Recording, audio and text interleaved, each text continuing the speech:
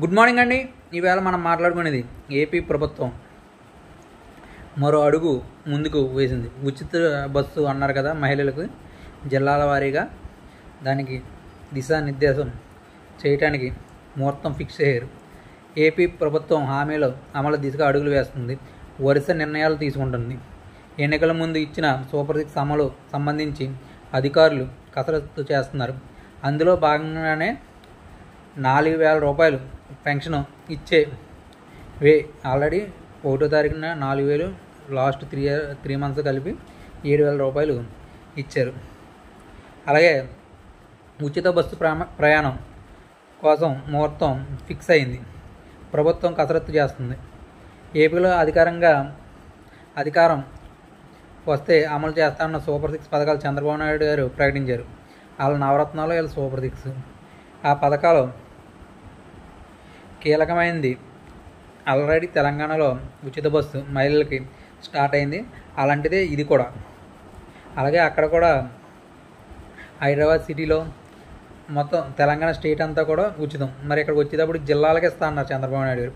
మరి అది ఏ విధంగా చేస్తారు అన్నది మనం చూడాలి. జిల్లాలంటే ఇప్పుడు కొత్తగా వచ్చిన జిల్లాల, లేకపోతే పాత ఉమ్మడి జిల్లాల వేచి చూడాలి.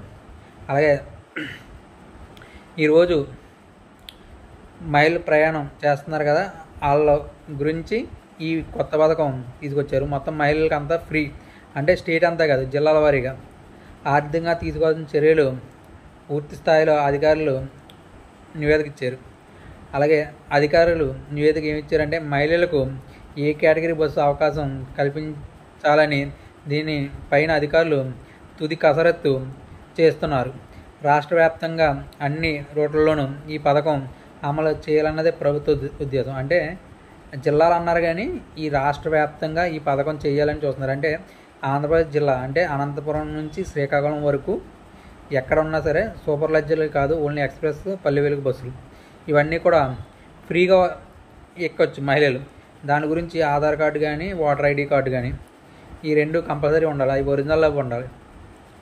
అలాగే ప్రస్తుతం ఉన్న బస్సులు ఈ పథకం అమలు చేయడం ప్రారంభిస్తే సాధారణ ప్రయాణికులకు ఇబ్బంది తప్పవు అధికారులు సూచించారు. కొత్త బస్సులు తీసుకునే వరకు ఈ పథకం వాయిదా వేయాలని. అంటే ఇప్పుడున్న బస్సులు వలన డైలీ ఆఫీస్కి వెళ్ళే వాళ్ళు ఉంటారు, వాళ్ళందరికీ ఇబ్బందులు తప్పవు. ఎందుకంటే లేడీస్ అనేటప్పటికి లేడీస్ ఇంకా బళ్ళు మీద మానేసి ఇలా బస్సులు ఎక్కుతారు.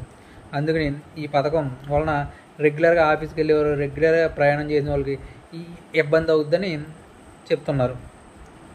అలాగే ఈ పథకం ముహూర్తం ఎప్పుడంటే ఆగస్టు 15 ముఖ్యమంత్రి గారు ఆగస్టు 15న విశాఖలో ఈ పథకం ప్రారంభించే సూత్రప్రాయంగా నిర్ణయం తీసుకున్నారు. అంటే ఆగస్టు 15వ తారీఖున, అంటే స్వతంత్ర దినోత్సవ రోజున ఈ పథకం వచ్చే అవకాశం ఉంది. ఈ పథకం అన్న క్యాంటీన్లు ప్రారంభించాలి. ఆ రోజున అన్న క్యాంటీన్లు కూడా ప్రారంభించాలని ప్రభుత్వం నిర్ణయం తీసుకుంది. ఈ నెల 16వ తారీఖున మంత్రివర్గ సమావేశంలో నివేదిక పైన ఈ నెల 16వ తారీఖున మంత్రివర్గంలో చర్చించి ఒక కన్ఫర్మేషన్ తీసుకుంటారు. అలాగే ఆగస్టు 15న ఇది అన్నా క్యాంటీన్ ఉచితంగా ఫ్రీ బస్సు మహిళలకి రాష్ట్రం అంతా అంటున్నారు, ఓన్లీ జిల్లాల వారే కాదు, రాష్ట్రం అంతా ఉచితంగా ఫ్రీ బస్సు.